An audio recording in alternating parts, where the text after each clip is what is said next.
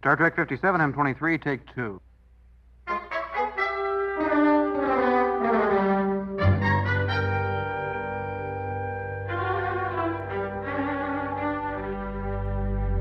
It's the It's Got Star Trek podcast.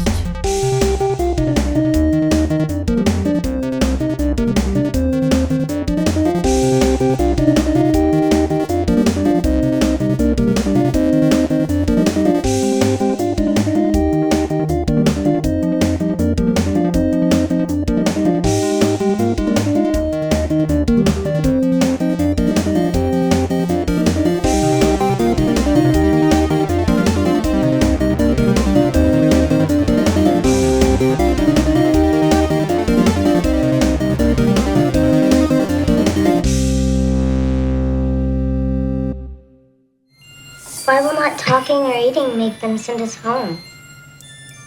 It's called passive resistance. We don't do what they want us to do, and they won't want us. Will they get mad at us? They won't hurt us. But Wes, I do kind of like them. So do I. But I don't want to stay here forever. Do you? No. But I like working with the wood. Harry, we all have to be in this together, or it's not gonna work. Okay. I'll do it. How much for the little girl? The women. How much for the women? What? Your women. I want to buy your women, the little girl, your daughters. Sell them to me. Sell me your children. Mater D. Mater D. What? Blues Brothers. I think I've seen that movie once, like, I think it was at Just once. I think it was at your dorm at Mason. For the audience at home, Dan is pointing an aggressively accusatory finger my way. You. I only saw it once, and I think it was back at Mason in your dorm, and that was the only time I saw it. What Dan is referencing is George Mason University, I don't. where I went, where I achieved my undergraduate degree. All I remember is that there was a bunch of car crashes at one point. Yes, it's got, I think, the most car crashes of any movie. And I remember that they were dancing at one point, but I really have no memory of most of that movie. A little dancing. I never really jumped on the whole Blues Brothers train. Blues Brothers is a great movie. I'm not saying it's bad. I just don't. It's not for everybody. I'm just saying, like, I'm not saying it's bad. I'm just saying, like, I never really. It's like one of those things that kind of flew by my face. All right, well, you might want to check Flew it by out my again. face. I enjoyed it back in the day, but you know, I'm over it. Well, it's a good music movie. If you like music, there's a lot of good yeah. music. I also there's a lot of remember. good dancing. I also remember that line Interesting stuff, when they yeah. go, "We're getting the band back together." Yeah. That one. Yeah. Ron and Fez used to play that a Yeah. lot. Ron and Fez, which was an old shock jock radio I wouldn't group. honestly. I wouldn't consider them shock jocks. All right, what would you call them? Just like a comedy. Talk jock. Just like talk jocks. they're just like comedy. Dan used to Comedy. work for these radio gentlemen back in the day. Don and Mike and Opie and Anthony were more like shock Yeah, a jocks. little Ron bit and more Fez shock-jock. were more just like general comedy stuff. General comedy. Yeah, I don't know what's funny about that. That's true. Nothing at all. Well, then why'd you laugh? I don't know. Sort of an uncomfortable beginning of the podcast type of laughter. Yeah. All right. Okay. Well, at least it's your own. You're taking him down. All right. Take them down a peg or three. Let's do the things we got to do. Do the things we gotta I'll do. start it by saying welcome to the It's Got Star Trek podcast. We come in peace. We mean no harm. Should I play that arcade sound effect? No. Okay, welcome to the It's Got Star Trek podcast. This is episode number 333 Oh, man. of the podcast. Really? Wow, that's crazy. Yeah. Do you have some sound to play? Do you have a sound? Do you play a sound after we say the number of the podcast? No. Say it again. All right. This is this is episode number 333 of the It's Got Star Trek podcast. Which is what I knew would interest you. Oh, well, it certainly would interest a few people. I like that. By the way, that's a scene. That's a scene when Riker is coming to the bridge. Mm-hmm. By the way, after an awesome like stunt work by whoever played the actor of Harry. Yes. That kid ran full force into Riker's fucking Smash leg. into Riker. Like My if you- Riker. I watched that scene about 6 times in a row. It's so funny. It's like It was the 80s. It's quite possible, perhaps even probable, that whatever child, whatever stunt person did that, it died. yeah, Died in that So process. so here's the sound. Oh, Jesus fucking Christ. I didn't even... Play that again. I didn't catch that when I watched. More like when the bone breaks. I know. That's like when the Foley artist uses celery to do some breaking. I mean, I don't know. Can you just play that one more time, please?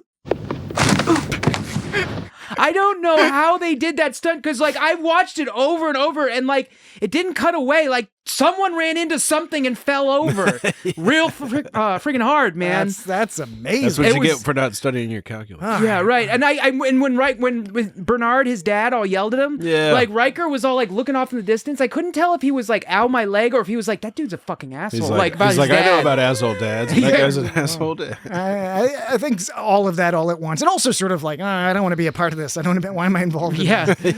What's your hurry, Harry? But by the way. No, maybe this is what you're going to comment on, Dan, and I don't want to steal your I don't. thunder. Probably not. But Okay, well, so can you play that tape again? Thunder. Tape. I apologize. Dan gets mad when I say tape. No, not that one. The I don't get mad when you say tape. The Harry one. I just think the it's silly. Riker Harry one. The Harry Riker one. Harry Riker. Yeah. Why? What's your hurry, Harry? Now, what's your hurry, Harry? I could be imagining this. I have a feeling that Tom Paris said that to Harry Kim at some point. What's your hurry, Harry? Yeah. Am I imagining that? I was thinking Harry Kim as well when I Sure. saw that. Yeah. So I think you might be onto something because I kept thinking about Harry Kim as well. Well, we do like thinking about Harry And it sounds Kim. like something Paris would say. Yeah, I do like to think about Harry. It's not a bad thing to think about Harry Kim, but it's also It's all right. We're puzzled sometimes. Sometimes. If you happen to know out there in audience land, write us in at feedback@itsgotstartrek.com and let us know. Did Tom Paris ever say something along the lines of "What's your hurry, Harry"?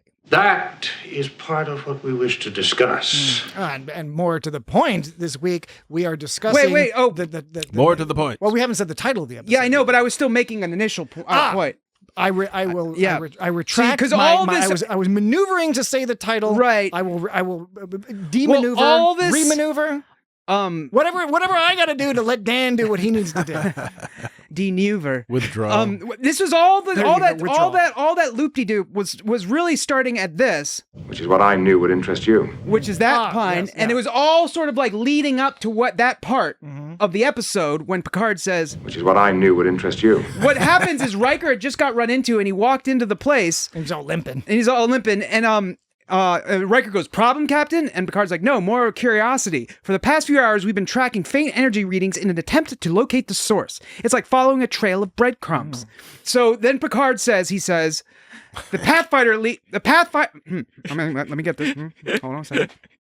The Pathfinder the Pathfinder. The path of the righteous man. I kept trying to say is leads. beset on all I sides. kept trying to say leads, but it's led. He goes, "The Pathfinder led here and stopped, which is what I knew would interest you." And between when he says stop, By the way, brilliant impersonation of Picard, of Patrick Stewart, of a human actor. of a human actor. Thank you.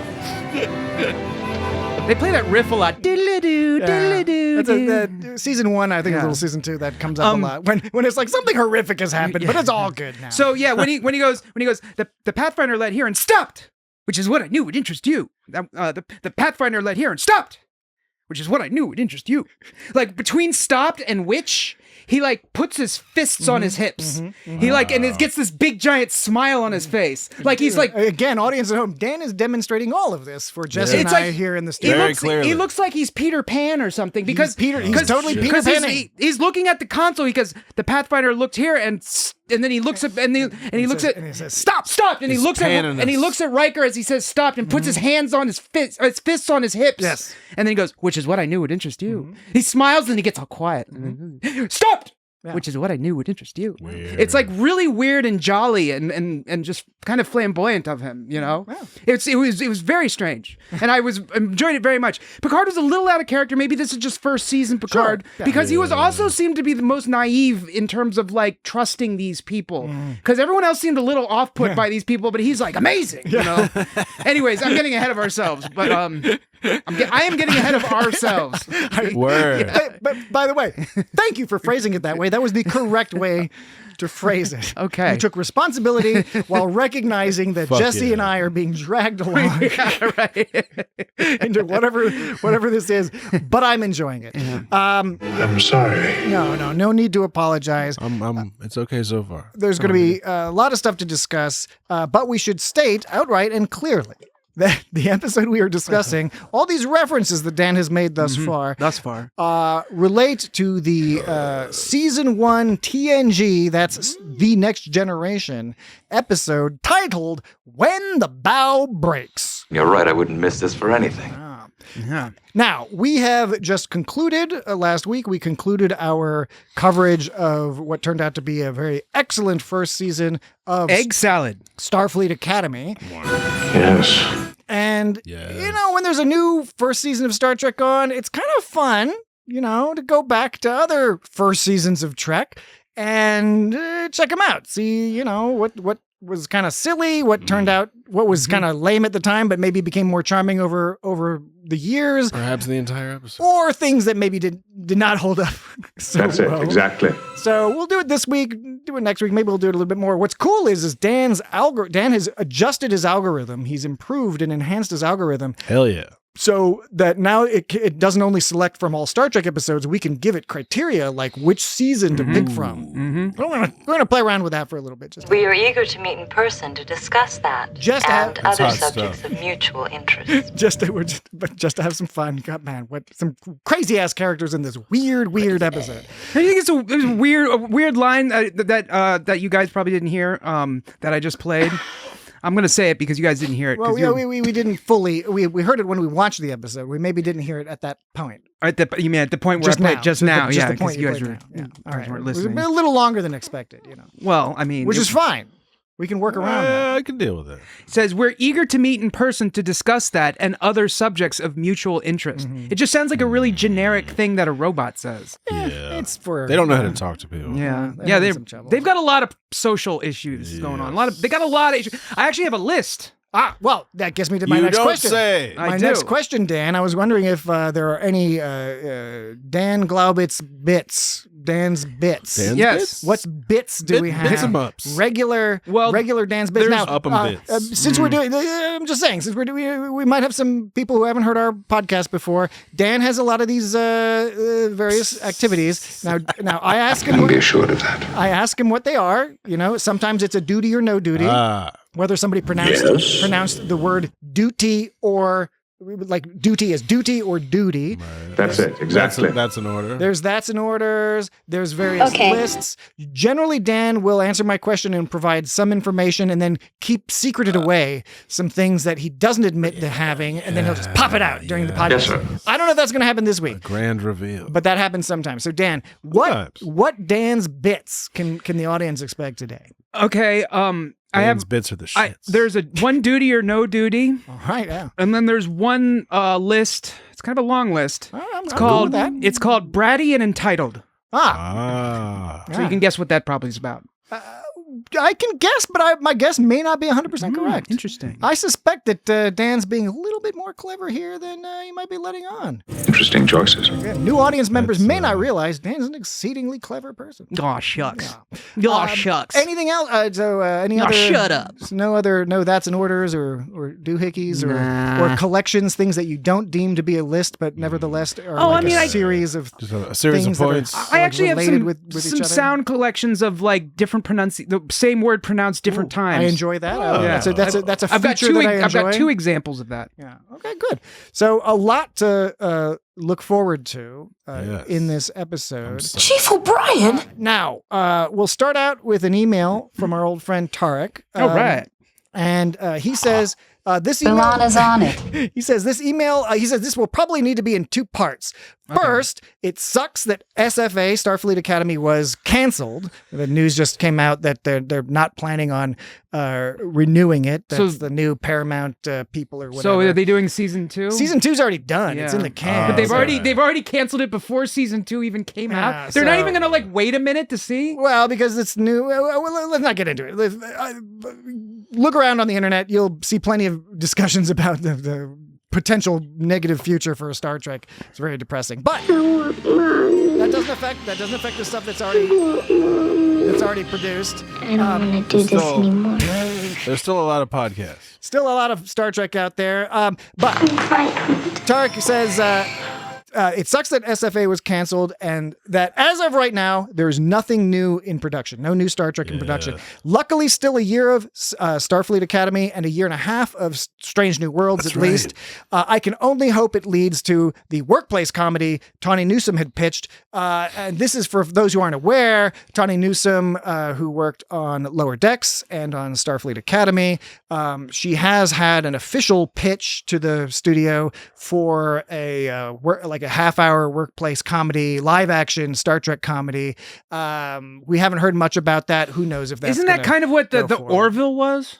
Well, no, the Orville's like an hour long, and it kind of evolved into like being more regular Star Trek. Lower Decks is a half-hour comedy. Well, I'm saying, it's a half hour. I was going to say, but the Orville is kind of like a workplace comedy set in Star Trek times. Yeah, but it's not actual Star Trek. This would be. Well, no, it's not. I know it's not actual Star Trek. My point being is that the Orville already has that. I think this is meant to be more like the Office, like an overt comedy, as opposed to the Orville, which was a light comedy. Now I don't know because I have no idea what this is. I'm just saying how it was advertised. I'm just saying, and I understand the difference that you're stating here. I'm just saying that I think Seth MacFarlane even said himself that this kind of has his show, the Orville, kind of has aspects of workplace. I think comedy that's let's just say that's a phrase people use bandy about in Hollywood as a shortcut, and I think you can. It's one of those unfortunate categories that encompasses way too much and is probably just used as a shortcut for stupid studio heads who you're trying to convince to greenlight your show. No. Now, all lies. Tarek goes on to say, second, Patrick killed my guess for where the hell have I heard that before? Now, again, if you're not familiar with this game, it's an awesome game we play each week.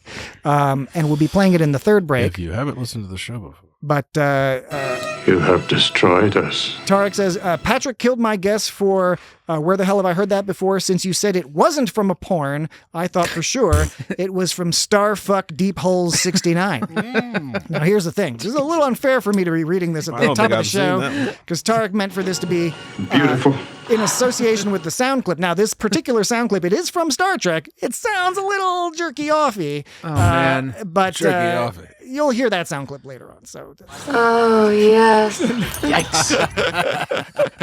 Another thing to look forward to. So thank you, Tarek. We also lament the news about Starfleet Academy, but we'll see. Thanks, Agamus. We'll see what's going on out there. I don't want to do this anymore. Hundreds and hundreds of hours of already produced Star Trek for us to we haven't even gotten cover and enjoy. It's crazy because so many people talked about it and seem to like it. What are you going to do? The media environment right now is totally fucked up with all these mergers and stuff, and like we're not intelligent enough to like right now. They were probably paying attention to like the fucking review bombs on Rotten Tomatoes or some shit like that. No, I mean that's one argument. Like I said, I don't want to get into it now. The other argument is that it was to Star Trek, and that the new owners, the people who now own Paramount, say that the new shows were too woke, quote unquote woke, and that Star Trek needs more like white men murdering people or whatever. That's what they want. So that's what people are worried about.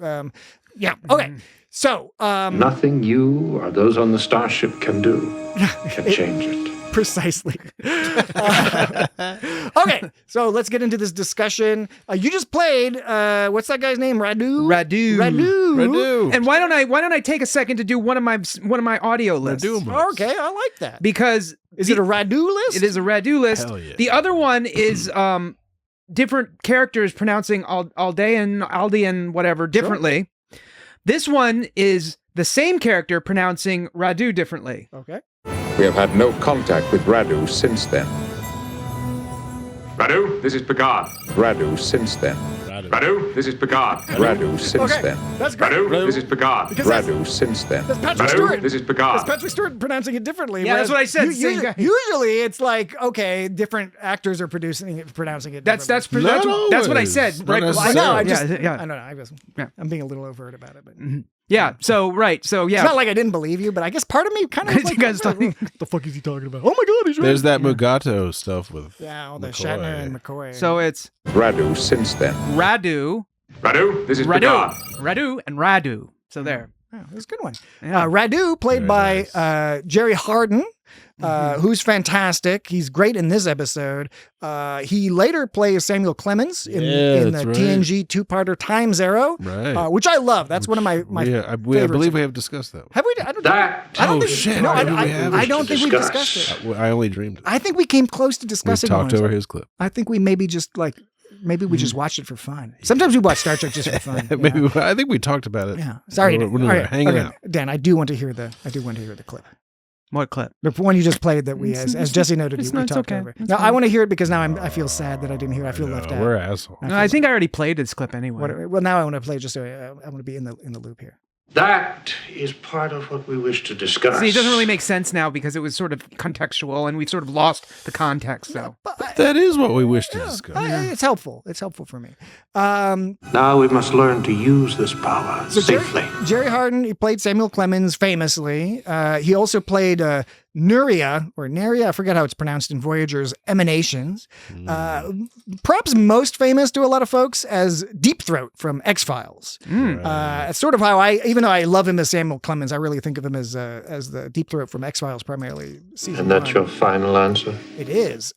He's still alive. He's like almost 100 years old. Yeah, he looks pretty aged in that episode. Yeah, well, he's alive and kicking, and he's like born in like 29. Kicks people all over the time. He was also in Time Tracks. Yeah. You all remember that Time Tracks? You and your Time Tracks. I know Time Tracks. I remember. I have no recollection of it. I just remember I watched the fuck out of Time Tracks. I never watched an episode of Time Tracks. The guy who's the voice of the commander in Lower Decks. Yeah, is that show? No, you're thinking of Skechers. Sliders. No, not Sliders. You're thinking of shoes. Sliders. I'm is sorry. the thing. No, I know what you, I was Time Tracks is about a guy with like a future motorcycle, and he like gets fugitives who hide. I don't remember Time Tracks. Time Tracks is a ridiculous. I believe it's Canadian. It's a ridiculous show, but it's a good one where bad guys in the future like they use time travel to go hide in the past, and then this guy's like a cop who travels through time. If I recall correctly, I could have this wrong, but my recollection is that he like goes back in time with his like magic motorcycle and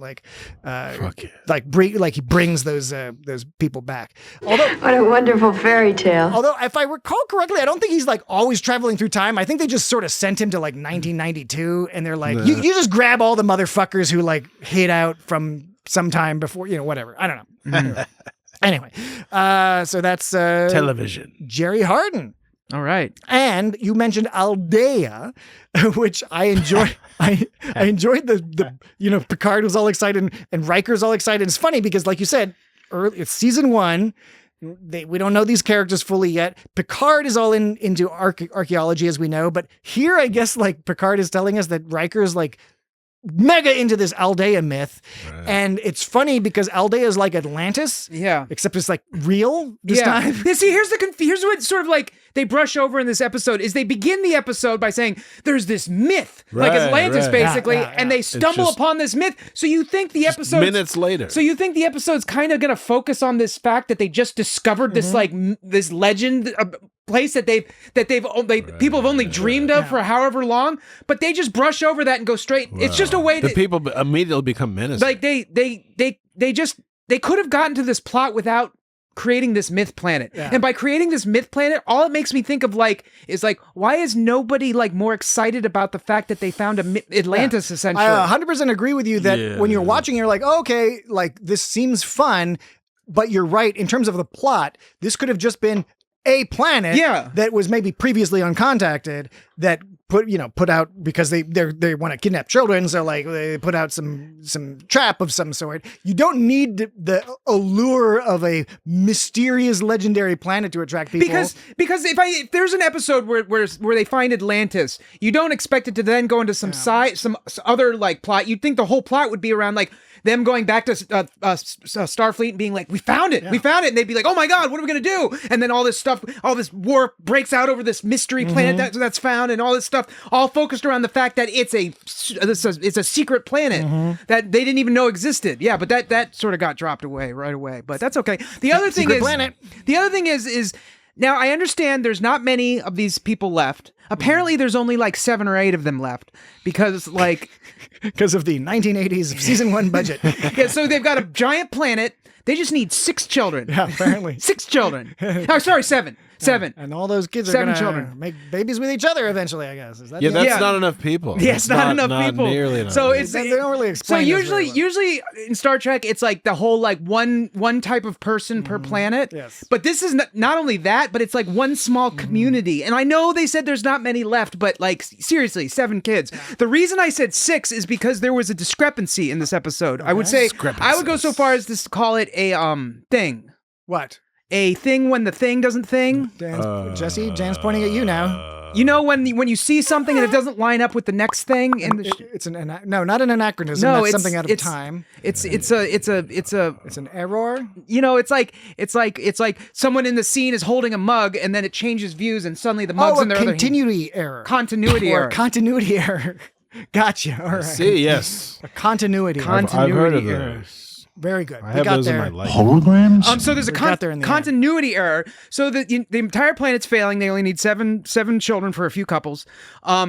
So Wesley is taken, and Worf says, Captain, saucer section reports 6 more children are gone. Saucer section. But then when they appear... 6 more. Okay, so Wesley's taken, and then 6 more. Because okay. Wesley is on the bridge, he disappears, and Worf's like, 6 more people disappeared. Yeah.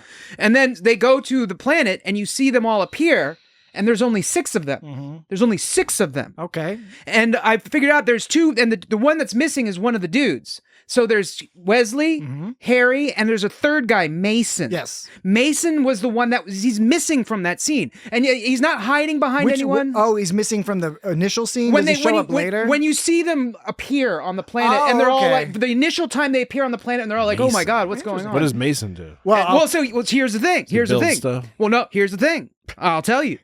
We don't know. Because Jesse's all about nominative determinism.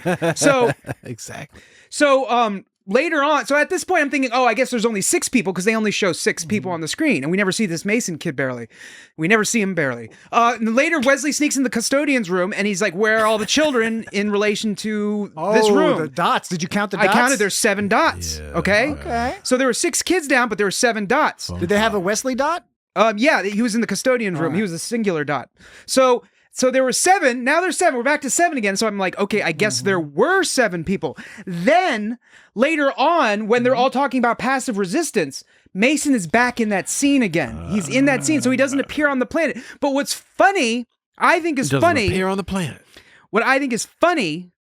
At one point, when Duana's showing Wesley the custodian, and he's like, "Custodian, show me Harry. Custodian, show me Katie," and it shows Harry, and then doing things, shows Katie, and then he's like, "Custodian, show me Mason," and then she's like, "Stop, custodian, it's time to move on." Which I momentarily was like, "Oh, is that suspicious?" And then I was like, "Okay, no, it's not suspicious. It's just weird." She stopped right when he said Mason because they wanted to acknowledge that Mason was in the episode, but they didn't have the budget for the extra actors, or they couldn't think of something for him to do or something, because it's just convenient that this kid doesn't talk, he's missing from a scene, and then right when we're about to see what he's doing, she cuts him off and we don't actually get to see it. And so it's like, okay, now they don't have to budget for his family or him. I know a piece of information that I don't know how it factors into what you're talking about. I would love to hear it, but it is potentially relevant. Okay, which is okay, let's do it. Do you know who played Mason? I did not look it up. Do you know? I do know who played Mason, and I also know who played Tara. So Mason was played... What is going on here? Mason was played by Jeremy Wheaton. Jeremy Wheaton. Oh, like Will, as a Will brother. And Tara was played by Amy Wheaton. Which one was Tara? Well, one of the girls. Tara's one of the other ones we didn't see do much. So Tara Wheaton and Jeremy Wheaton, Will Wheaton's younger brother and sister. What is this? Play Mason and Amy. So there you go. I don't know what that means, but there you go. That's interesting. It means something. It means something. So So there were a couple things about. So we didn't see the two girls. I guess one of them was Tara and one was something else. We didn't see their families, and we didn't see Mason and his family. Units. They're units. Oh yes, the units that they on the planet, the Aldean units. And Alexandra was going to go to a unit, but then Rochella jumped in and was like, "No, she's mine." And which is interesting because that didn't really. There was no plot reason for that, except the only plot reason I could think is it, and this is actually in my list, is it shows how entitled they are because she's like, no, it's mine. You know, to me that was an indication that quote unquote. Oh, what was it? I'm saying quote unquote in a silly way. This advanced people who seem to have a very specific plan for these children. That plan starts to go right almost immediately. Yeah. And Jerry Harden, the Radu character, he looks at her like, oh, fuck, man, this is fucking my shit up. Okay. It's a crack in the society. Wait, I just wanted to say one last thing, though, is I think that's also convenient, though, because it means they can just have Rochella and they don't need to get two more people to play Alexander's people. That might have been something they wrote in the last okay, we got to take a break. We'll take a break. Wow. And when we come back, we will continue discussing this crazy-ass episode. Be right back. I hate it. We will continue these discussions when you calm down.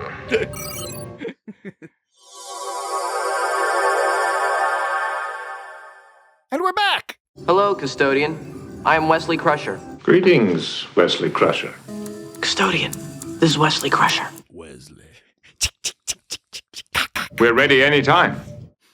Okay, I want to... Good to hear, Dan. I want to bring something up from... Dan's been taking Cialis. Huh? Oh, ready anytime. Yeah. Because if Viagra, you got to be like half an hour beforehand. But Cialis, it's apparently like, you got, just take it and you're just like, all right, we'll see what happens. The number of permutations is almost endless. Go home, jerk off, that's all you're going to do. That is this week's... Never mind.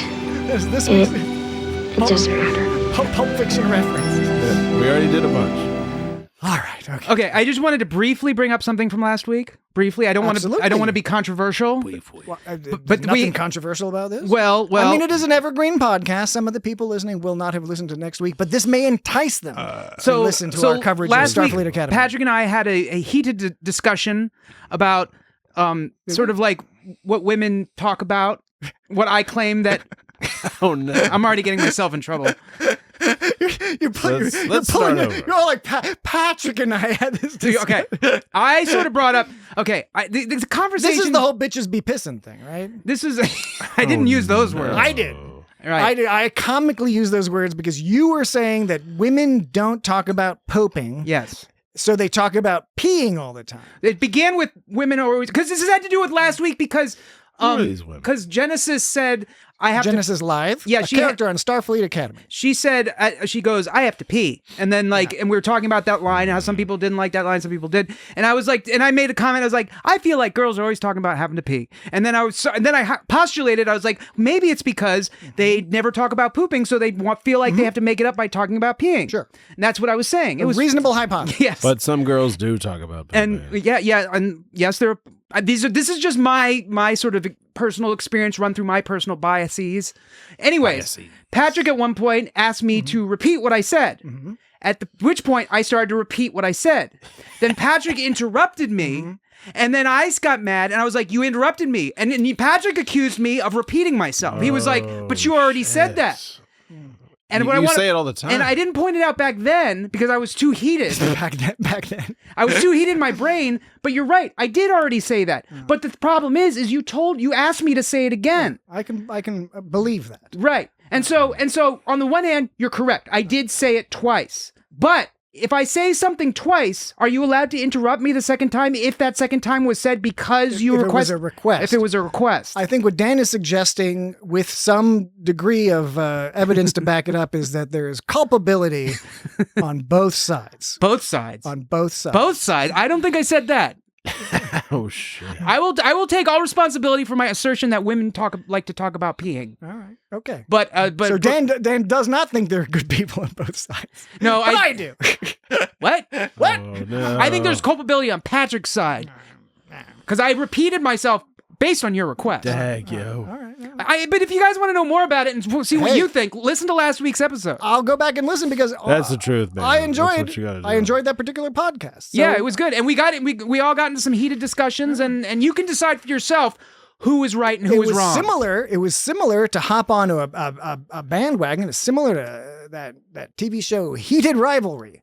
Oh yes, it's basically Heated Rivalry. It's basically Heated Rivalry, except with Dan and I and Jesse watching. Yep. It's just like that. Pretty much. Mm-hmm. That's patreon.com/It's Got Star Trek or the OnlyFans. We're gonna try to do like an OnlyFans for It's Got Star Trek. Not for nudity, we're just like maybe show Dan's cats or something. We'll see. I'll do my best to arrange that. We'll figure out if we can make that work. We would love to have an OnlyFans, a non-nude OnlyFans for It's Got Star Trek. So something to look out for.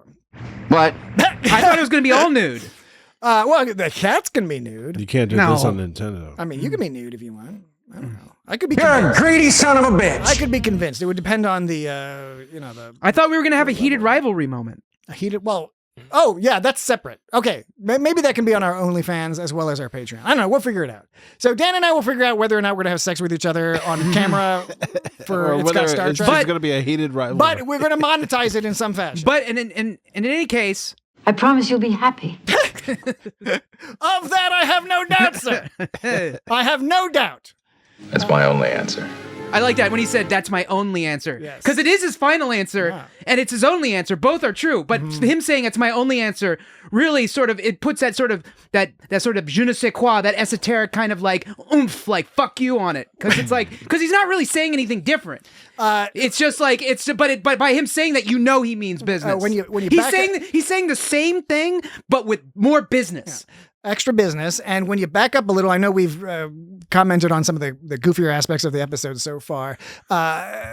Stepping back a bit, it is an interesting story. It's an interesting idea, especially in this early version of Picard, seeing Picard et al., but particularly Picard, navigate a really kind of tricky situation when you're factoring in all the Star Trek-y this, that's, and the other things, and all the stuff that's involved in this story. So lots of goofy, silly, weird stuff in this particular episode. So, but some interesting things too. Wow, that was weird. Yeah. So I said, but weird. But you did say it. You said it in a. I did not do that intentionally. The falsetto. It was like a cartoon. It was an unintentional register falsetto. In a register that I Falsetto, did not expect. Yeah.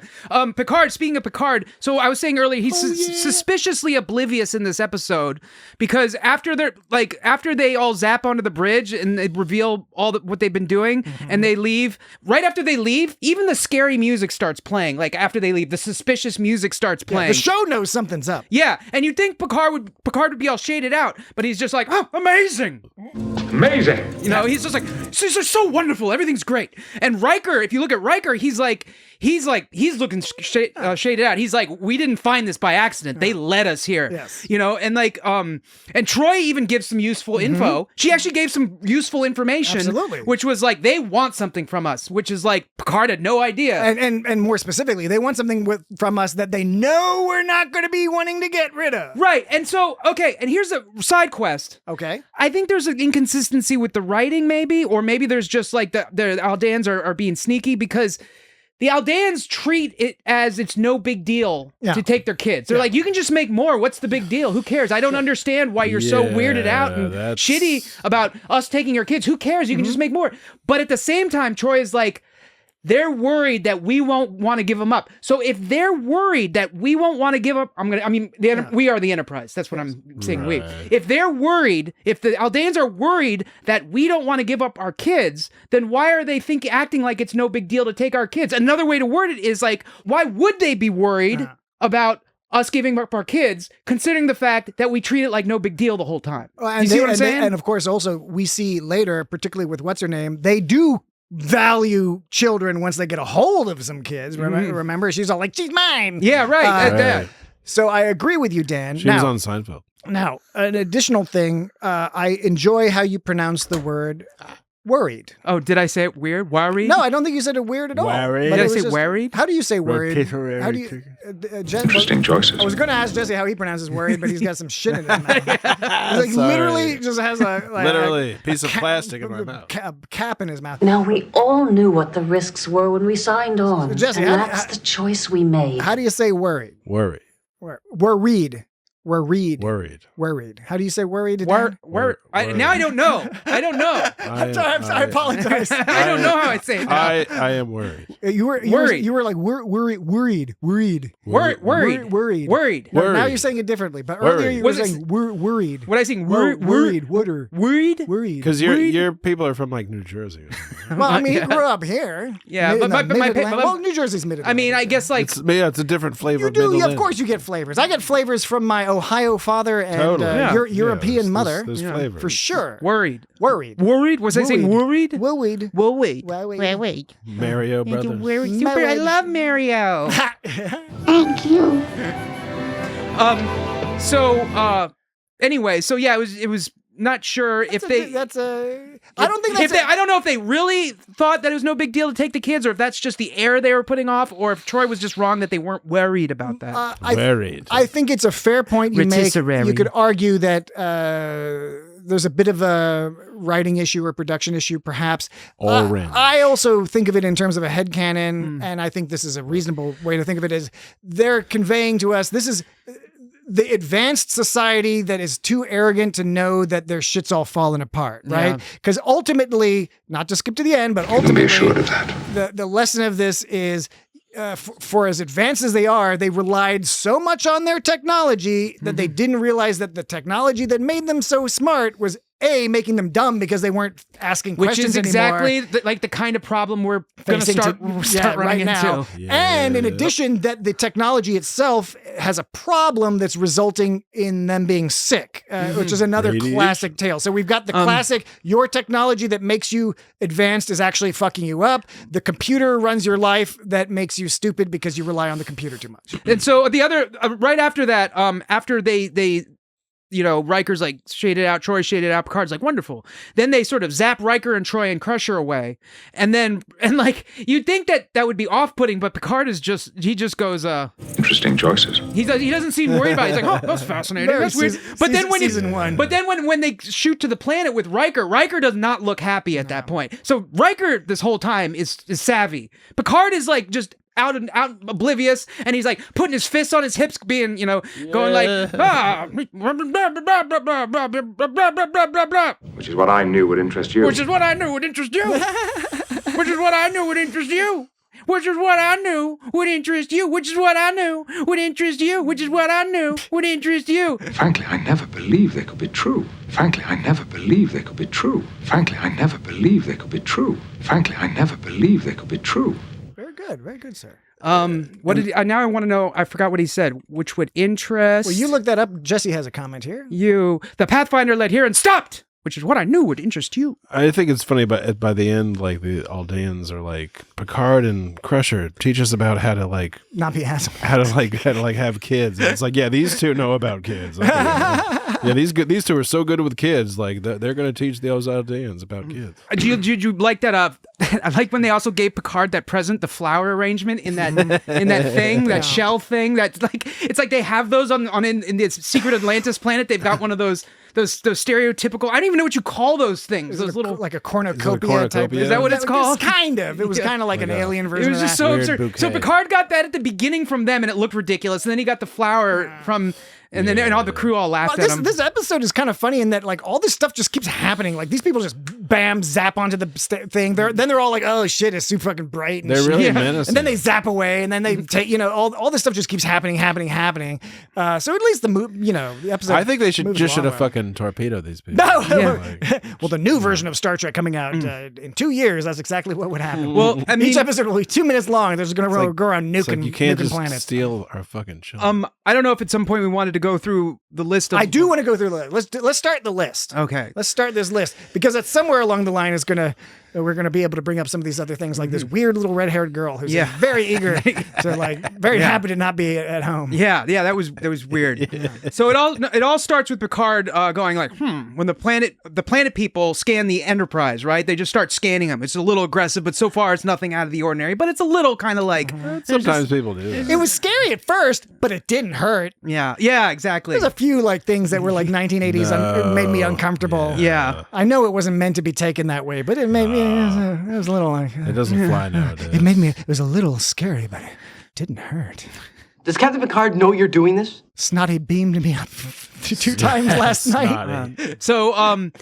So then Rochelle gets on there and she's like, we're eager to meet you in person, discuss other subjects of mutual interest. And Picard goes, we're ready anytime. And then she says, excellent. And then she and Radu appear on the deck and they're all dizzy. And then they're like, we mean no harm. And then they're like, our arrival seems to have startled you. It's like they just invited themselves onto the bridge.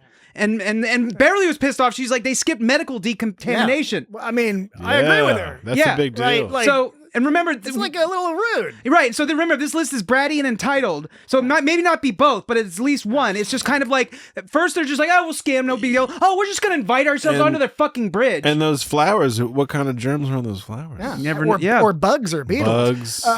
But a very effective way and I'm sure the rest of your list will illustrate this as well, a very effective way to demonstrate the sort of arrogance and capriciousness of these aliens who, even in the context of what they're facing, you're like, okay, you're going about this in an interesting way. Yeah. And mind you that it was okay that they, like, it startled them, but so far it's not a huge deal. But at the end when Wesley brings Alexander on the bridge, Wesley? He's like, no kids on the bridge, though. Right? Some aliens that you never met before can just invite themselves on the bridge, but you bring a child on the bridge, that's a no-no. Yeah. Picard really doesn't like kids. Okay, the only way through their shield is their way, right? So that's like not really bratty or entitled, I guess, but it is kind of shady. Maybe I should add shady. Bratty, entitled, and just plain shady. All right. So you can not, the only way to get through their shield is like by their method. But then they knew Riker's name before he told them. And it's because they were monitoring their communications without telling them. Yeah. Doesn't seem like a big deal to them, right? So we find out that they have boundary issues. Absolutely. And the scary music, particularly that old man teaching music. Yeah. Seemed like a nice enough guy, but I don't know, a little handsy about that. So play what you feel. So the scary music plays at that point, but we don't know if it's because their head hurts or if it's because they're shady. We don't know. But so far they're just kind of like doing whatever they want, right? And they're just inviting themselves and like just being like, oh, we're entitled. We can communicate, scan your communications without you. We're allowed to do it. We can just do whatever. It's our world. It's not yours. It's our universe. Then they zap away, and seconds later they say, we're ready to receive Riker and 2 of your colleagues. And before they get an answer or get any confirmation, they just zap them away too. Yeah. Like that's fucking... And like you said, Picard is nonplussed. Yeah. Is that right? Or well, actually, the opposite of that? Actually, Picard, that's when he says... Interesting choices.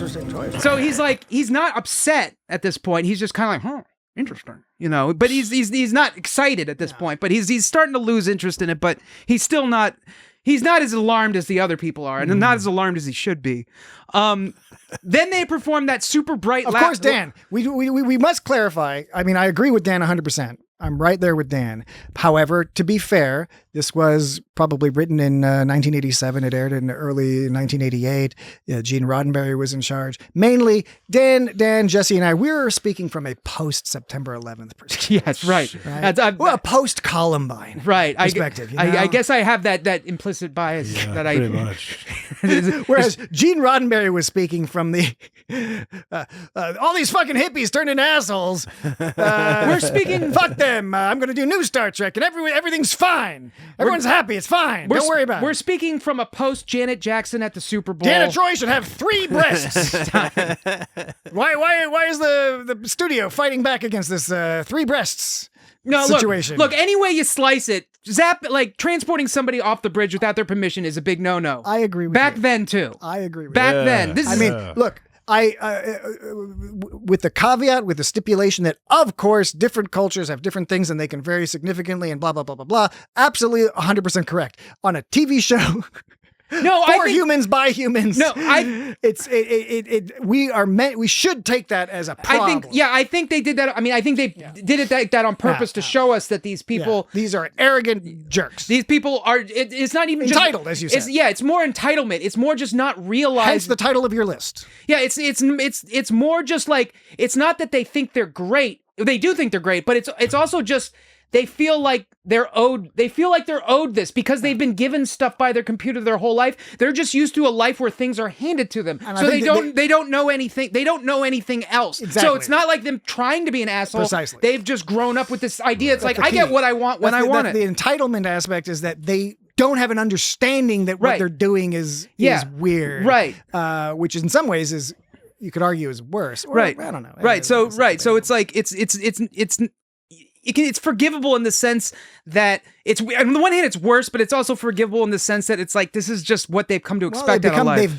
We learned that they become naive because of their reliance on this silly old computer. What number of the list are we on, and how many list items are? We're 6 of 19. 6 of 19. We can speed through this. No, it's quite all right. So then they perform the super bright, loud, intrusive scan for some reason, and only on children. That scan couldn't have been any shadier. That was the shadiest, loudest, most upsetting scan. Okay, it was pretty fucking intense. And they didn't warn them. They didn't warn them about it. They're just like, we're just gonna scan them. Then they're on the planet. This is when it starts. They calmly talking about wanting their children as if they're trading like spice or something like that. I know, right? They're just like, let's just want you some of your kids. Commodity. A genetic commodity. Right. And I like Troy's response is like, this the species are unusually attached to their children. Unusually attached. That's just really diplomatic. Weird. And she also implied that the Enterprise was mostly humans, which I suppose it was. Maybe. But we're led to understand over time that that there's lots of different and Troy herself, of course, is a betazoid. Yeah, she is. Zoid. Data is a androidazoid. Androidazoid. Yeah. So when they're basically like, no, we're not giving you our kids, Radu's like, I'm sorry. You are so intransigent. He's just like, it's not them. It's not on them for like making such a ridiculous request and like expecting some other. Because that's the other thing is they expect, expectations of other species. Like, like it's one thing to invite yourself onto someone else's shit, but like you really got to be careful about like. You shouldn't invite yourself onto other people's shit. And I think the basic rule is, I get it. Other cultures do things differently, and so everything, all bets are off. Anything can be anything. But I think there's a general idea, right? Like, if somebody doesn't want to give you their shit, like, you shouldn't feel like it's yours or something. I mean, unless you really want it. Yeah, unless you really, which I guess they did. Yeah, you want it. But it's like give it to me. But it's like the Enterprise that are being unreasonable and stubborn, right? That they're the ones with the problem because they don't want to give up their kids. And it's funny because they are pulling that gag of like, if I kind of just act reasonable, they'll have to like accept that I'm, that I'm being. They're like, what's the problem? Yeah, right. Yeah, this is fine. Yeah, we'll give you some cool info. Don't you want some cool info? Yeah, right. You'll go hundreds of years from the future. So yeah, they spent some fucking money. They spent. I think gold pressed latinum. I think they've spent too much time isolated. They need some more socialization. Absolutely, yeah. So then, of course, when they're done with the negotiations, they just send them back to the ship without warning. And oh, by the way, and they steal all their children in the process. They're just like, okay, well, they said no, we're just going to do it anyways. Yeah, that's torpedo time. Yeah, that's torpedo time. You're getting torpedoed. And then after that, they casually, like you said, Patrick, they're just like, they act all calm. They're just like super calm. They're like, okay, now let's talk about trade. We have your children. We're not giving them back, but we'll still give you something. Yeah. And so as Picard noted later, he's like, you're just trying to justify it because you know it's wrong. All right? Or at least that's Picard's assertion. I think he's right. I think that they really would like to make this a quote unquote legal deal, a fair deal. Yeah, because otherwise who cares? They could just say, I mean, at some point he does say, we'll just fuck you up. Like, so, take it or leave it, but still. I mean, so it's not, at this point, it's not only ridiculous because of the obvious that they stole their children, but even if it was just like, spice or whatever, or gold pressed latinum or whatever. The fact is self-stealing stem bolts. Self-stealing stem bolts. The fact is they stole their self-stealing stem bolts. Self-stealing. I pronounced it wrong, and then you mimicked me pronouncing it wrong. They stole their self-stealing stem bolts. Great. Perfect. And now they by think the seashore. They think they stole their self-sealing stem bolts. You're right. Does Captain Picard know you're doing this? Oh, he's going to scold. I don't want to do this anymore. Jesse and I are going to get scolded by Captain Picard. Oh, shit. Captain Picard. Don't I get a say in this? When the podcast is done recording, quote unquote, Captain Picard is going to give us a spanking. I've had it before. Dan is by Captain Picard. Never mind. It doesn't matter. Dan is Captain Okay. Amazing. So, not only did they steal their gold press latinum, I'm going to go with gold press latinum now. All right. They think that as long as they give them a fair trade or what they deem to be a fair trade, it's all good. Yeah. They're just like, I'm going to steal your shit, but as long as I give you something for it, it's all good. It's all Because compensation. I needed this. I wanted it. And it's like, as long as, because I told you, because they were earlier, it's like in our society, when you give take something, you got to give something. It's like, first of all, isn't that just like how capitalism works? It's kind of, isn't that what that kind of just Well, is? not even English capitalism. common I mean, law. way before Yeah, capitalism. way before capitalism. Not but- unusual for there to be some in-kind Right. transaction of some sort. Yeah, eye for an eye. Yeah. Not necessarily one-to-one, but there's some system of understanding. Right. So they think like it doesn't matter how they acquired the goods, as long as they get something in the return, and they think as long as they think it's fair. It's like it doesn't matter, it's as long as they're fine with it, it's okay with them. They're basically going off their own rules because the only reason they're giving them something in return is because that's part of their culture. Yeah. The Aldeans' culture. Anyway, so they're super bratty. Wesley is all like, what about me? And later on, he's like at the dinner table with them and he goes, he's at the big boy table with Duana and Radu. Duana. And he's like, what about me? Don't I get a say in any of this? This is after they capture him. And Radu says, Wesley, sometimes some things happen which you just must accept. So like, kind of like how they couldn't accept that the Enterprise didn't want to give up their children. Yeah. That's a good point. It was like the Aldeans want everybody else to accept whatever it is the Aldeans want. Yeah. And so they're like, sometimes some things happen. You just got to accept the things that happen. And they try to say,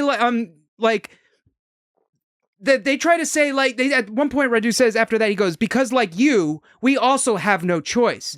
So the thing is with that is, they have no choice about having children, but they literally have no choice. Yeah, he's arguing a false point in the sense that they have the choice of not fucking with other people's shit. Yeah, as you're noting. Also, even beyond that, as we learn later, it's not that they have no other choices, it's that they are self-ignorant to other choices, like maybe you could fix the thing that's making you infertile. Right. Just because your fucking guardian can't, maybe, or what was it? What's it called? The custodian. The counselor? Oh, the custodian. Same difference. Troy is a custodian. Gotcha. Well, as far as they know, they have no choice about fixing the kids. Now, they want to be the arbiters of choice for the Enterprise, basically. Yep. So they can't use empathy to say like, oh, hey, it feels really shitty that we can't have kids and it's out of our control. Maybe we shouldn't do that to somebody else. They have the choice to not put this shit on them. And so they've just decided to come up with this choice themselves. So and I think it factors into all the things you've already listed in terms of their entitlement, but part of that the part of that entitlement is that, again, not even considering the idea of asking for help. Yeah. Right. Being like, let's get some people to come and not kidnap shit. Yeah. Let's ask them. Maybe they can help for us. help. Maybe they can. Maybe there's like an orphanage. Right? There's like, do they have the concept of like, maybe there's like a galactic orphanage there's gotta where be you a can be like adopt some people? Because an important point to make about this culture that I think is interesting is that they don't seem to insist on some sort of genetic lineage to continue their society. Yeah. They're happy to bring alien children on board because their focus, and I think this is a Gene Roddenberry thing, and I think it's a very interesting way to look at it.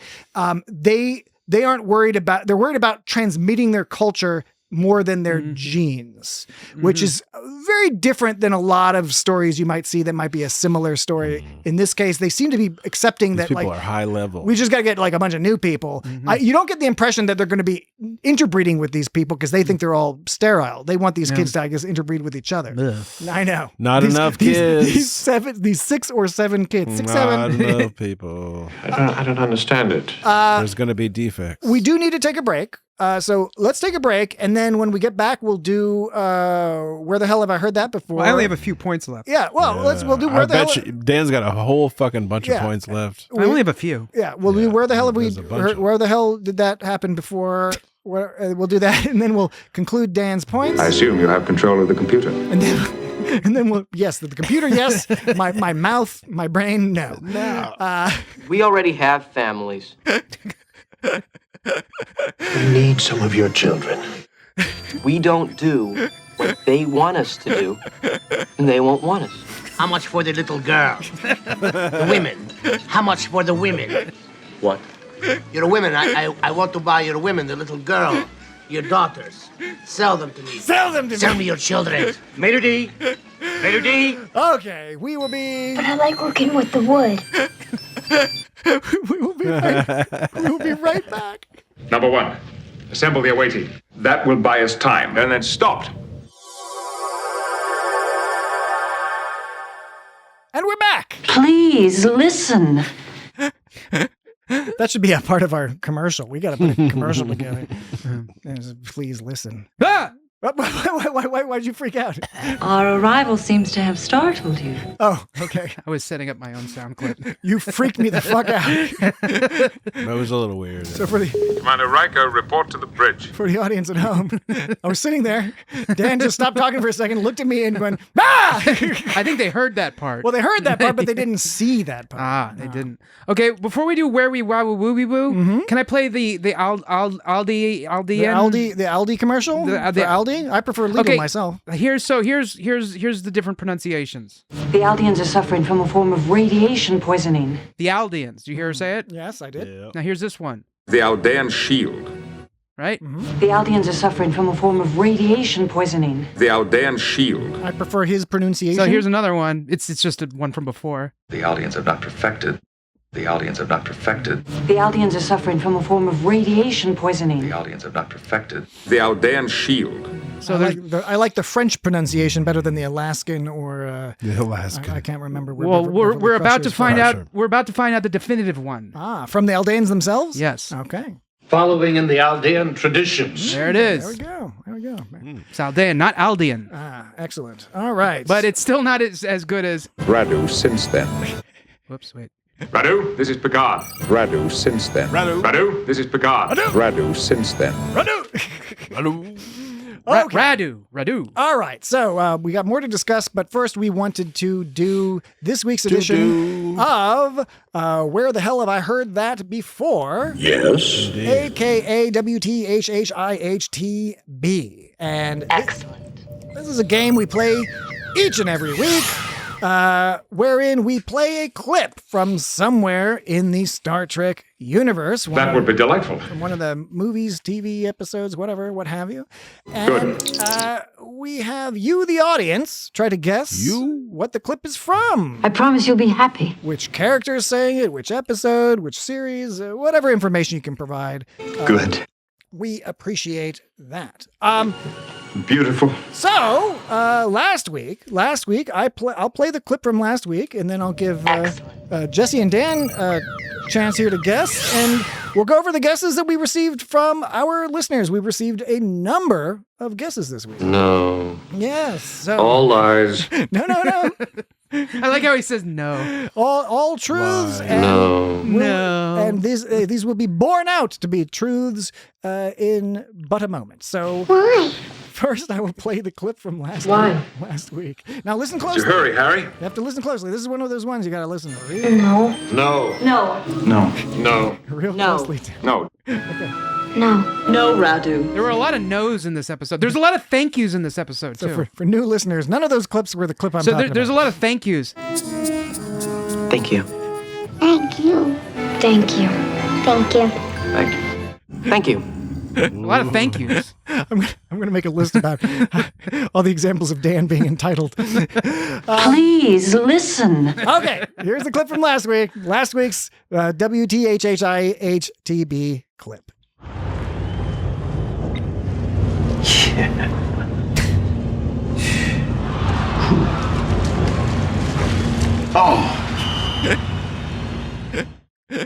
Things are only impossible until they're not.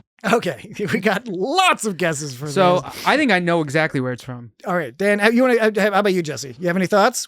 I didn't have any thoughts. All right, Jesse has no thoughts on this topic. Dan thinks he knows. Did you say exactly where that's from? I can't remember the name of the fucking episode, but I Okay. know what episode it is. All right. Well, I'll tell you, Dan, you're in very good company. It's the episode where they get the super shield plating. They have to go inside in the Enterprise. They have to go inside the tunnel to hide from the radiation. Just to back up, you haven't specified which Enterprise. Enterprise, the show Enterprise. Okay, good.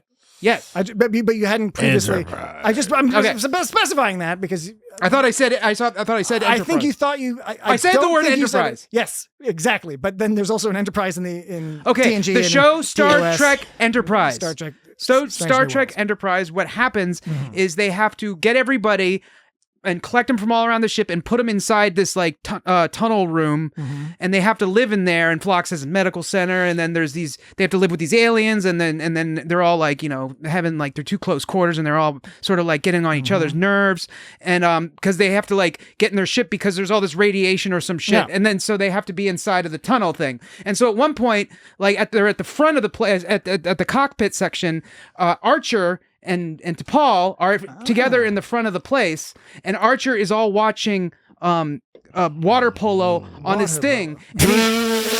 On his thing. And on his pad or whatever. Yeah, of course, I know what you meant. And I just then laughed. Because everybody That's knew really what you immature meant. because I said the word thing.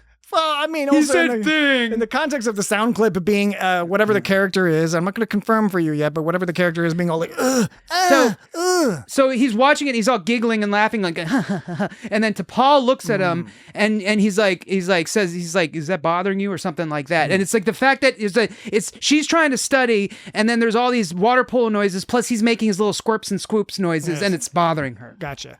Am I wrong?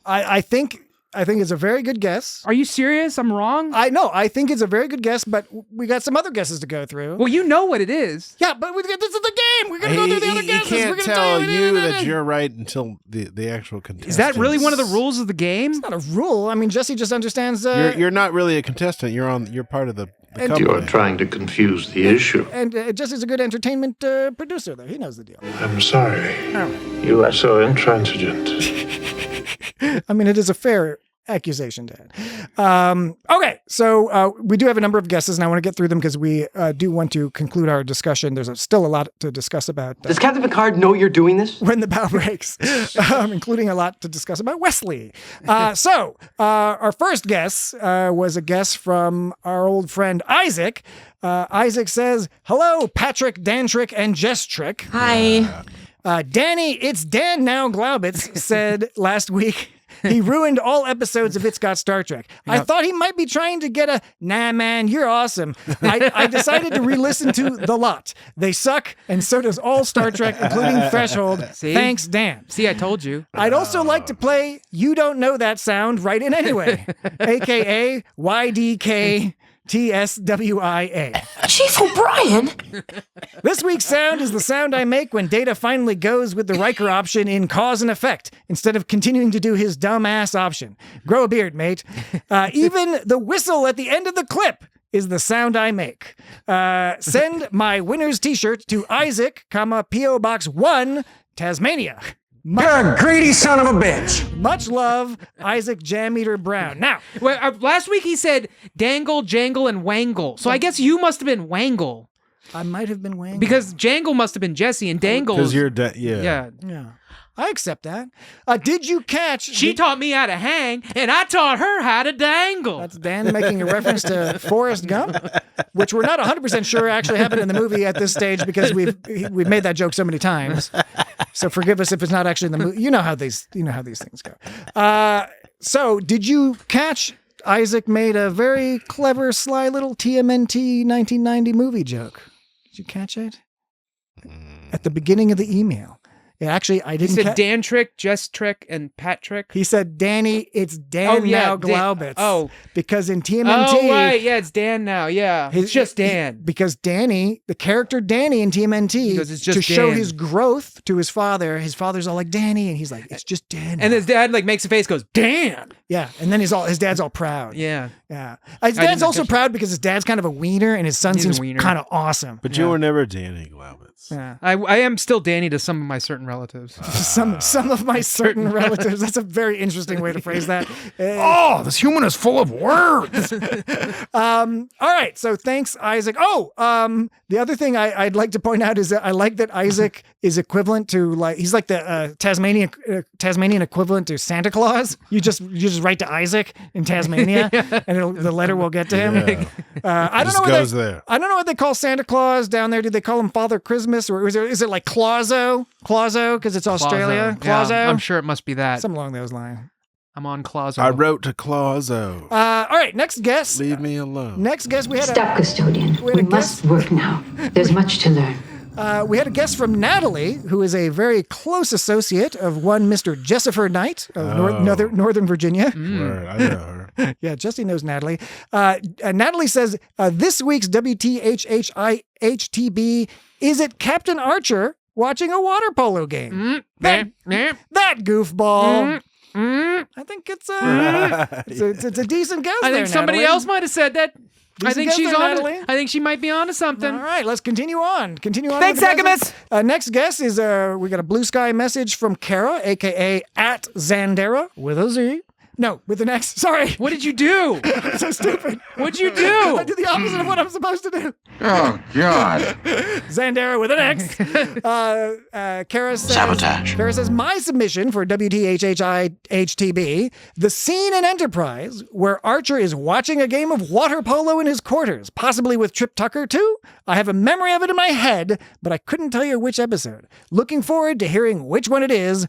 Smiley face. That one? Thanks, Agamus. All right. And two for Archer and Polo. Next guest. And 3 if you count me. Next guest. Email from Emmanuel Croft. Emmanuel says that was definitely Captain Archer watching water polo. Thanks, Agamus. I'm not sure which episode or what time it appears. I feel like I've ruined Amy's day by not being more specific.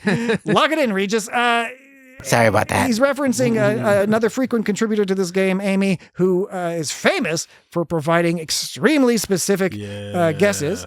And then finally, we have an email from our old pal Grayson, a.k.a. the host of the Prime Detective podcast. Oh, by the way, of course, Isaac famously is the host of the Trek 365 podcast. Go check both of those out. But Grayson says... almost forgot. And a TMNT podcast. Yeah, and that's right. Well, it's kind of all one and the same. It's not the same. Well, no, but it's on the same feed. Grayson I'm says... I'm saying he had multiple shows, is all I'm saying. Okay, you're right. That's a fair point. It's an accurate and fair point. Everyone can prove this point to themselves by going... I don't get it. Listening to Trek 365. Okay, let's do it! But Grayson from the Prime Detective podcast says, almost forgot. I hope I'm not too late.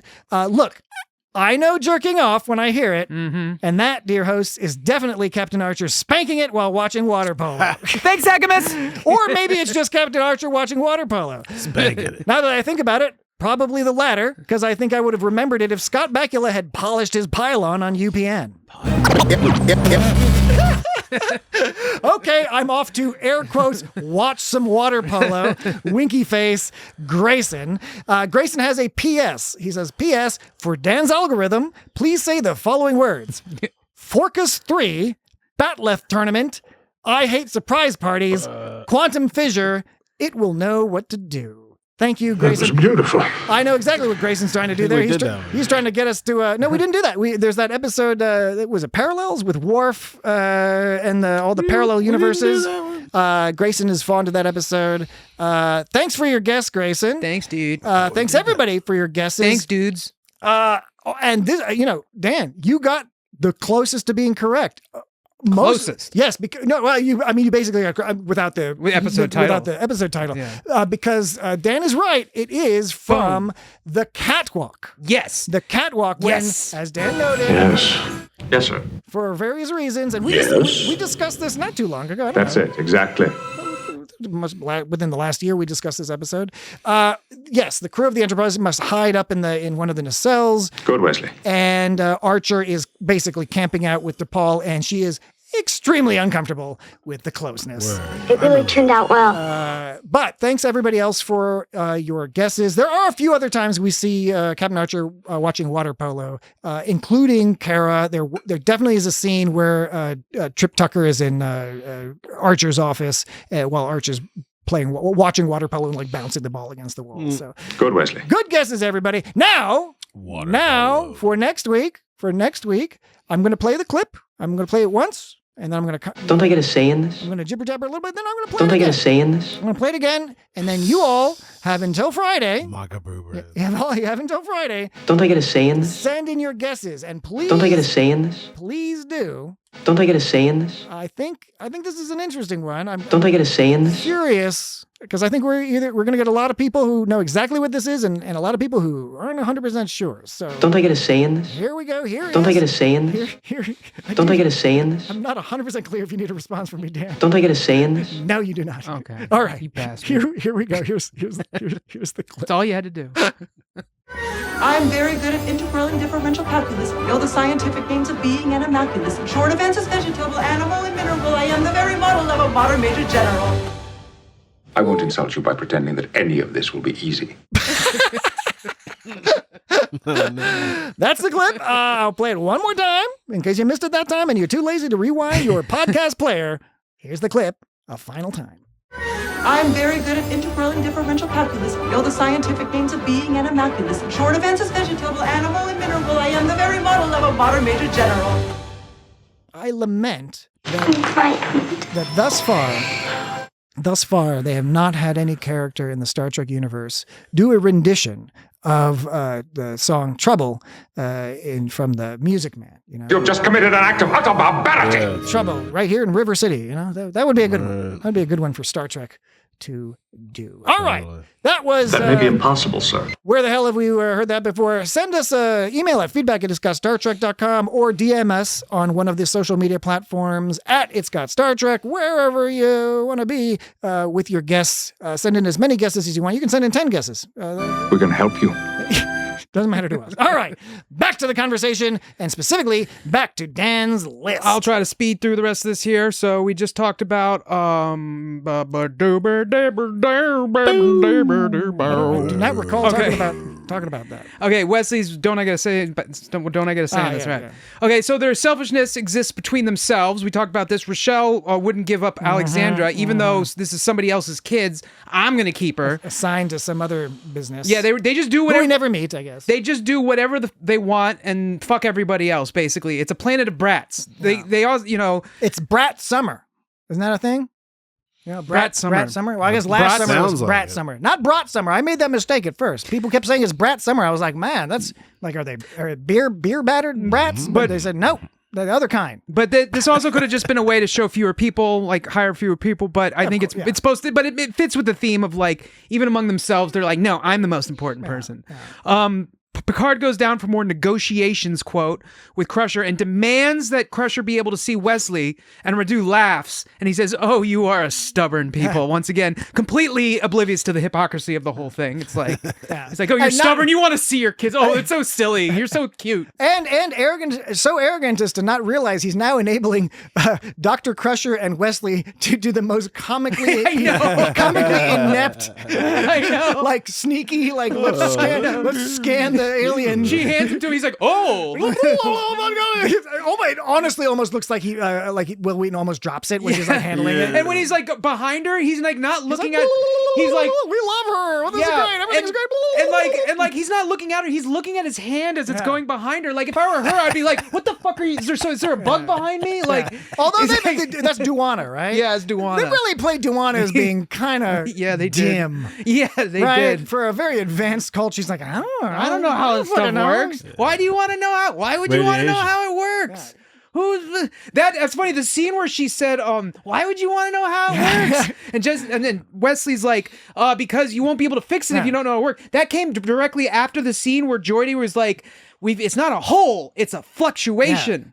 And Riker was like, that's not so much a hole as it is a fluctuation. And that's when Riker was like, they've had this shit millions, or they've had so long to perfect this. How come they haven't done it? Yeah. And then in the next scene, Wesley pretty much proves why. It's because they just don't give a shit because they haven't had to. And as much funny, goofy stuff as happens in this episode, that's an example of how, at a core level, it's a fairly well structured and written tightly, like the plot is tight together, like not all the dialogue, some of the production, whatever, but yes, absolutely, all the pieces, especially on a second watch, you're like, oh, these pieces fit together very well for a society has become over reliant on this computer, and then the computer itself, who knows if it's working properly or not. Maybe the computer is arrogant enough to be like, I don't need to fix this shit. Yeah, all right. So then at the end of their seemingly, chill and nice meeting, they show the Enterprise a small demonstration of their power by blasting them 3 days away from Warp 9.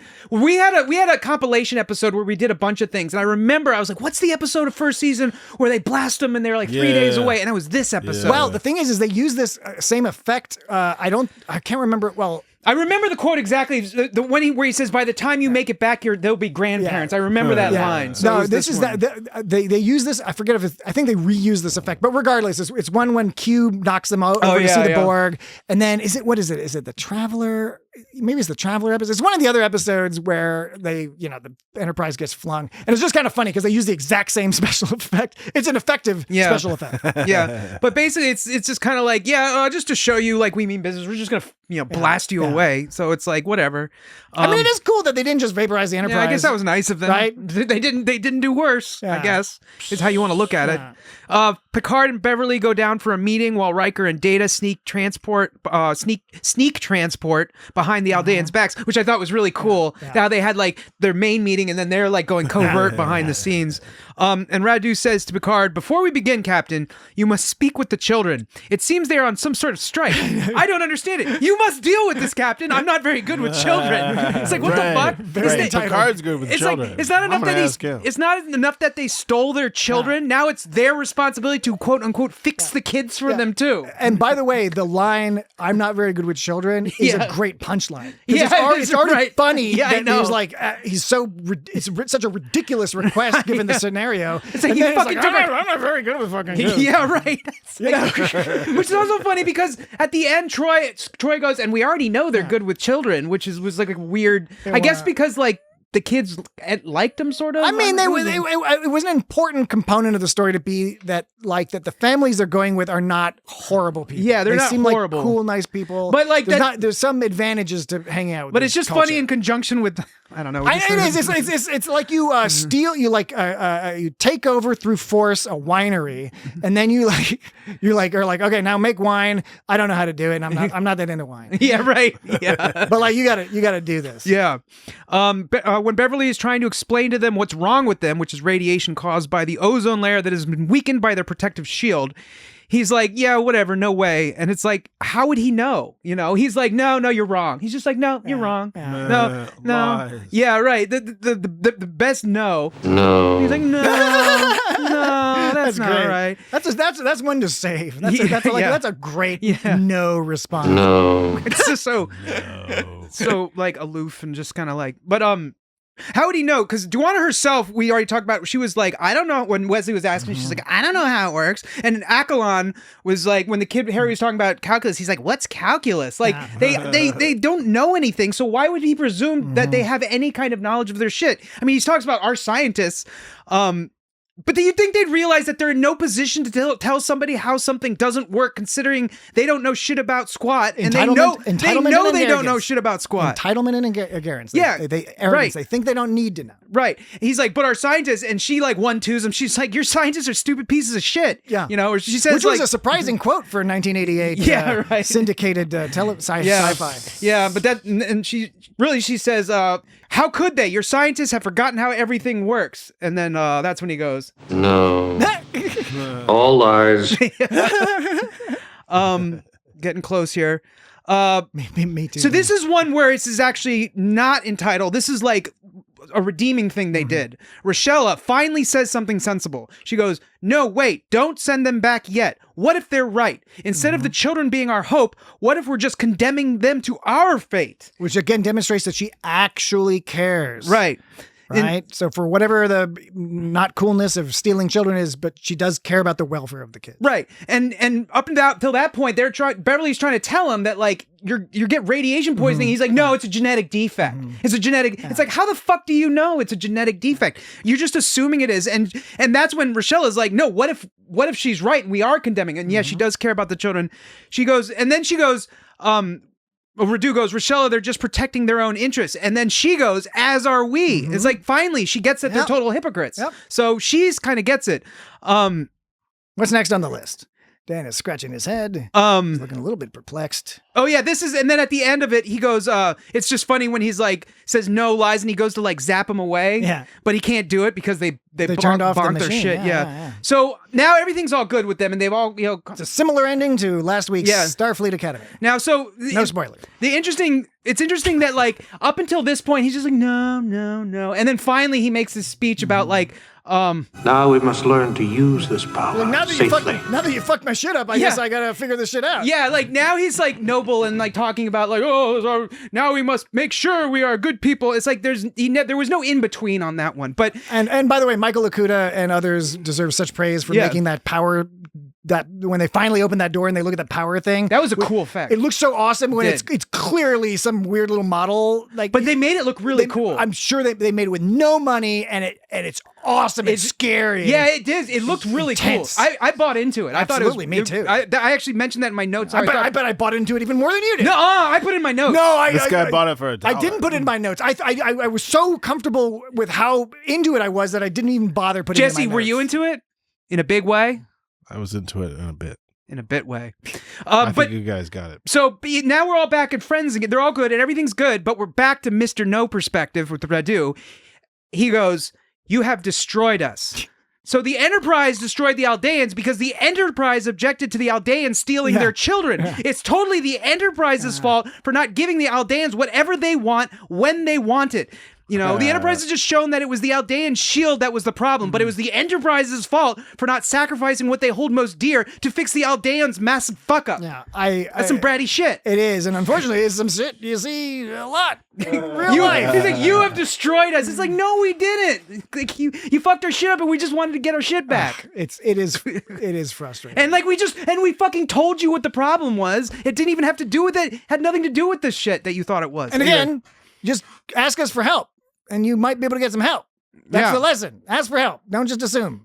Ask for it. Yeah, and then the thing I played 5 minutes later, they do a turnaround where he's like, Data's like, read incredible amounts of energy, sir, even more since we have taken down the shield. And Rochelle is like, what are we going to do with it? And Radu says, learn all over again. All this time, we've been destroying ourselves, so sure of our technological invulnerability. Now we must learn to use this power safely. It's like now That's the environmental myth. So suddenly he gets it. I don't know. For some reason, he went from you've destroyed us straight to that. But overall, like, I think it was a pretty good episode, honestly. It fit together nice. There were some outstanding silly parts to it, but like for like the you time said, period it fit together pretty well. I think it's the kind of episode like it stood out like they decided to make it an Atlantis type place for no reason. Yeah. It stood out that he made that 180 at the end. Yeah. It stood out that like even though they said there weren't that many people left, it's like they just took 6 kids and it's like a planet with like 5 people on it. And by the way, the Enterprise has 1,000 people on it. I know they didn't take all the kids. They selected what the gifted and talented or whatever AAP, whatever they call these kids these days. Whatever. I can imagine this is the kind of episode that maybe early on people would be like, yeah, this is a silly episode.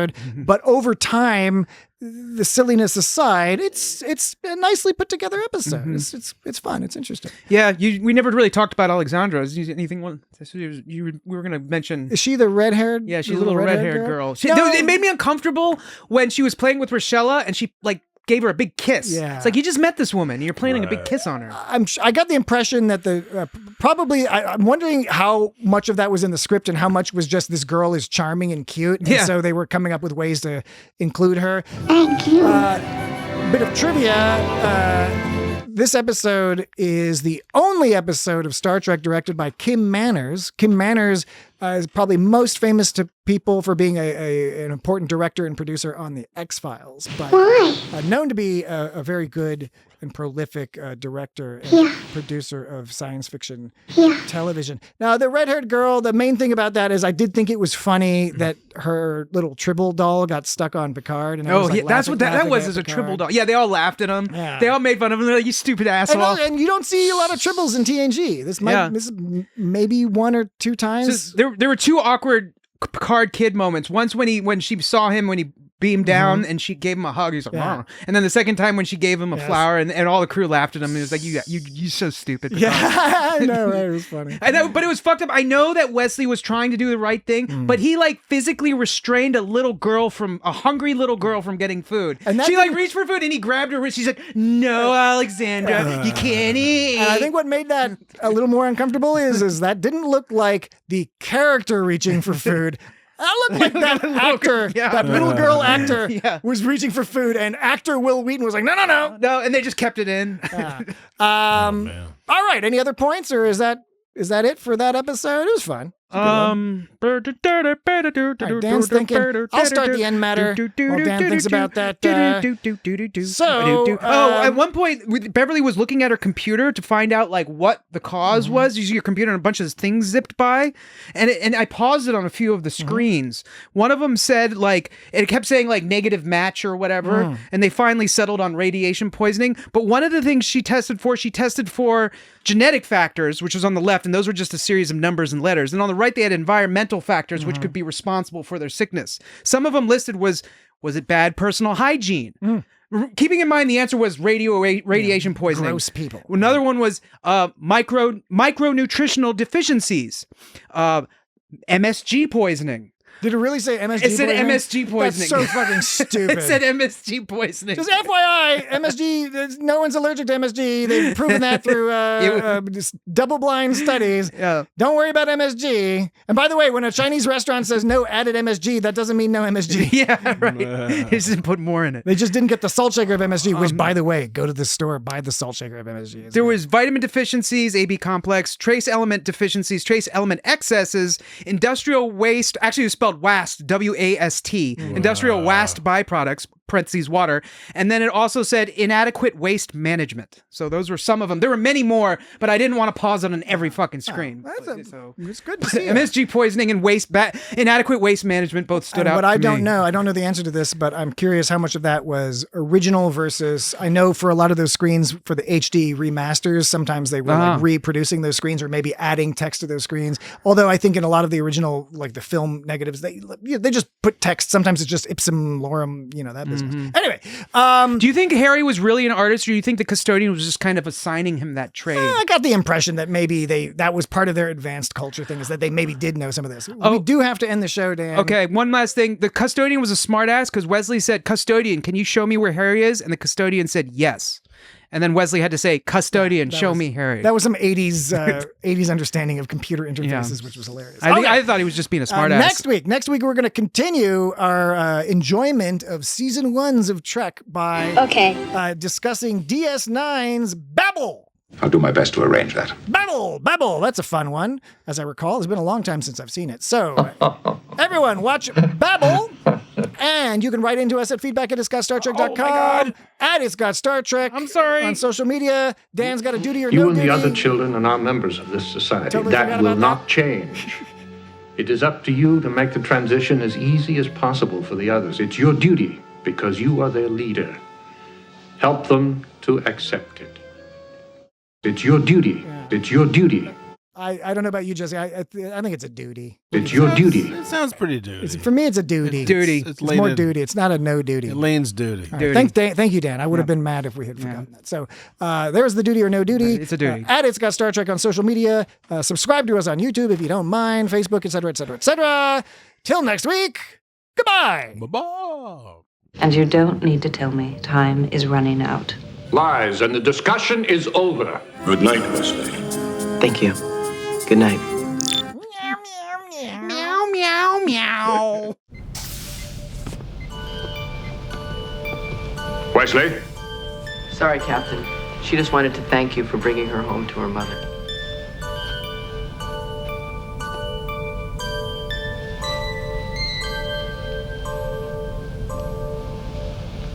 Thank you.